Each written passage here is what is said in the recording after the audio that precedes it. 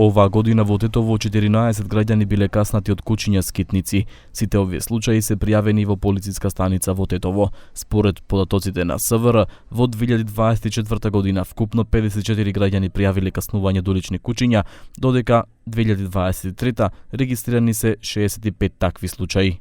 Од центрите што се занимаваат со третирање на кучиња скитници информираат дека минатата година биле третирани вкупно 204 кучиња.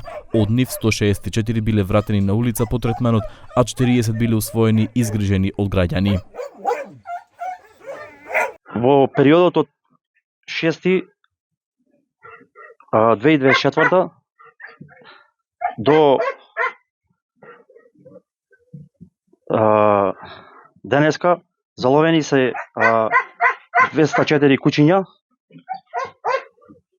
Сите кучиња имаат поминат хуман третман, што значи дека лабораториски испитани од лишманиоза во акредитирана лабораторија при ФВМ Скопје, дехамелтеризирани, прочистени од внатрешни и надворешни паразити, обележани со микрочип и ушна маркица, стерилизирани или кастрирани, успешно поминат тест за социјализација, вратени на локација или вдомени. Вратени на локација се 164 кучиња, а вдомени се 40. Ветеринарот Ане Апостоловски вели дека во градот Тетово според проценката би можело да има од 700 до 1000 кучиња скитници. 164, ама Тетово може да има и 800 кучиња, и 1000 бездомни. Жал, бројот на кучиња скитници е огромен.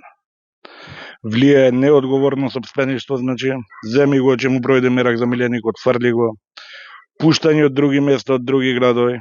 До сегашната работа имамо и најдено неколку кучиња од други градови, значи, ке што имало неодговорно сопствеништво. Купил кучето, гласи на физичко лице, му прошал меракот и го пуштил.